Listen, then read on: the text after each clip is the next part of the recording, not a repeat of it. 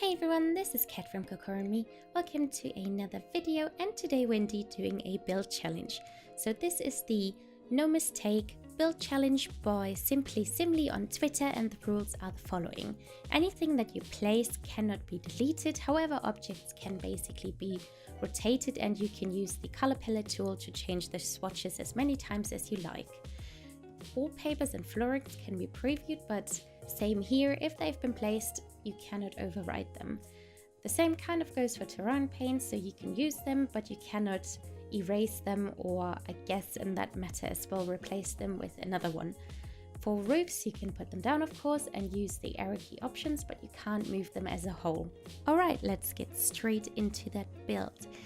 So I initially recorded this with a live commentary, but when the video was done, it was actually over 45 minutes long, and even though that felt really short, I was like, nah, I didn't really want to upload that too much. And then I had like 2 cuffing attacks and my phone kept on ringing and it wasn't on silent.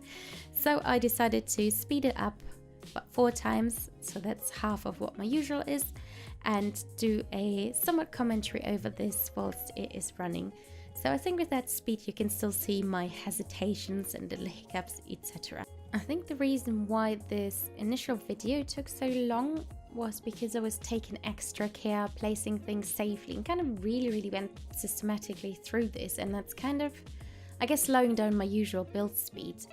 But yeah, I started off with 2 rectangles. I think they were both something around 5 by 10. Started with the ground floor, so no walls in between or anything. I actually went around it, then started adding some really safely placed rooms. So right in the middle of the intersecting inner corner, I decided to put a small bathroom, and then use the other tail bit of the L shape for a bedroom, and then use the part that was left over as a big open space area for kitchen and living room and I guess dining room. And then just decided to add some half walls. I guess that's a bit of a risky business, but whilst I was doing the floor plan, I kind of knew, okay, this is where I want to place things. And then I actually went straight into the furnishing part, just putting down the basics and everything I need, so not too many decorations. Started off with the kitchen because I thought that was the hardest part, and usually I place lots of counters and then delete them because I realized you need to put the cooker into an empty spot.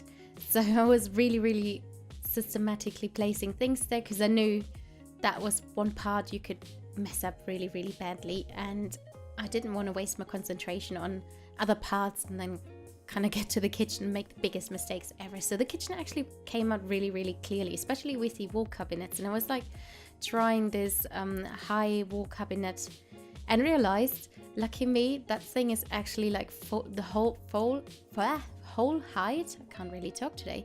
And some of them actually sit on top of a counter, but that one didn't, and I actually had a space left, and I was like, oh my god, lucky me.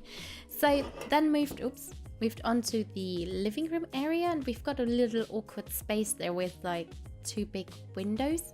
So I decided to go with this Sims 4 cats and dogs sofa set, which I've never used before, but I really like the color scheme with that little black pattern there. It's quite nice. So added a few things here, and you can see where the style of this house is going. So I went with dark grays / blacks in combination with medium to dark wooden textures, and then adding like light grays and whites to it kind of thing, and that worked out well. So moving on to the bathroom, I was like, okay, this little 1x1 square there is really good for the shower because it's a little niche. And then I kind of started placing things, and I wasn't really sure if I wanted to swap the sink and the toilet in the end. Placed it, and then when God, I should have done it differently, because now there's, I guess, a big blob, which is the sink right in the middle of the room. But yeah, I couldn't really change it because I couldn't pick it up. With the bedroom, I went with a bed I've never used before, and I was like, okay, let's get this fancy schmancy, somewhat modern thing. Same for the drawer, actually. I looked through it and was like, oh, this color scheme is really intriguing, or well, that pattern. So I just started adding, I guess, the basic elements for each part there, and kind of try to follow somewhat of an identity for this house. So we've got this really modern fancy schmancy kind of thing. Decided, since I wanted this to be somewhat of a holiday home, I didn't really need fancy lighting or anything, just go with those minimal, I guess, star ceiling lights kind of thing, make them really small so they're not intrusive. Then I went into doing the exterior because I thought, okay, everything's placed now. I've done I've done the big bits where you can mess up, and actually it's a miracle that with this furniture style I didn't really have any hiccups at all. But yeah, it went somehow really smoothly. But I guess the systematic placing of things does really help.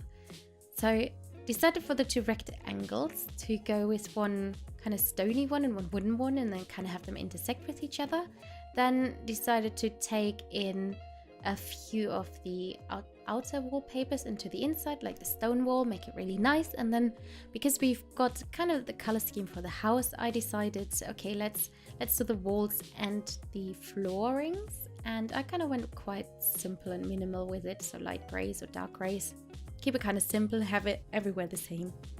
So then all that was left to do basically is the decorations part. So I decided to do all rugs, so all of the rugs in every room, and then kind of went with, I think, plants and then curtains.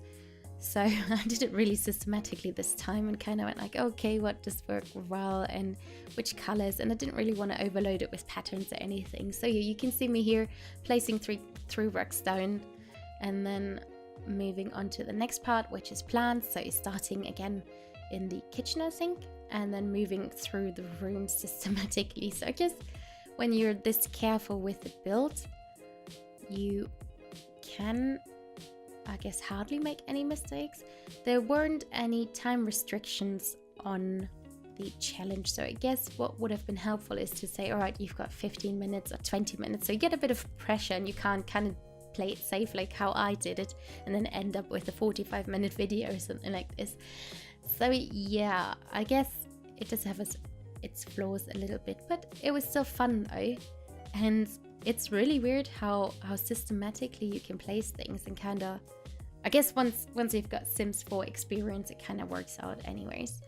But yeah, placing some plants here and there. Didn't really want to overload it because I guess if this is somewhat of a holiday home, there's not many people actually, I don't know, watering plants or anything. So kind of kept it quite minimalist and a little bit, I guess, I wouldn't call it sterile, but it doesn't look like someone's constantly living there. It doesn't look like a family home. It does have kind of its holiday vibe. Moving on to the curtains, so started with the bedroom and then went through the rest of the house. So once again, kind of systematically placing everything down. Thought some blinds are quite nice in this little corner because the sun could peek through and you couldn't, I guess, watch TV then if the sun's blinding. The other thing is I placed this blind right next to the door and really regret placing it there because it looks so weird, but I couldn't really change it sadly because it's the no mistakes build, so I had to accept it. Moving on to the decorations part in the bathroom, I think that's the second last part in regards to the decorations. So had no space for plants there anyway, so just added a toilet paper roll holder and some towels. I think last bit was placing some pictures or picture frames, and I really love this. I think it's from Cats and Dogs, yeah, the set of 4 reds, and you can get them in different colors as well, but the set of 4 pictures, and I realized once you place them actually in a square in its order, they kind of make up a bigger picture. But yeah, this is pretty much the inside, I think. Then I decided to do a little bit of exterior design, and at that point I thought, oh well, I might just be like 15 minutes in, so quickly do this, and didn't realize, oh god, it was quite a lot in time. But yeah, decided to place some half walls again, just copy the exterior and then use the same surface I used on the inside. So I've got a little niche for the mailbox as well as for the bin, and then the absolute mess up happened. So I wanted to kind of frame this little pathway, and because for some reason it doesn't let you put anything close to the edge of the grid, so I can place it, and I'm like, okay, let's put some flowers there, and then I was like, but then it automatically placed down some floorings or this kind of like basic default floor, and I was like, can I remove this? Because it kind of, I didn't put it there, but I wanted to play it safe, so I started adding weird flowers, and I was like, oh god, this is going downhill really quickly. And then I was like, okay, let's try and save this little corner, make it nicer, put some terrain paint on it, and then I started placing things. What I think most of these plants actually go into the or through the wall. So the bathroom has this big bush of greenery just poking through, and then I started placing rocks in here and there, and was like, okay, let's see if we can save this front area, which just made it worse, I think. So now the front is really designed through, but the back is so empty. I was like, oh my god, this is really horrible.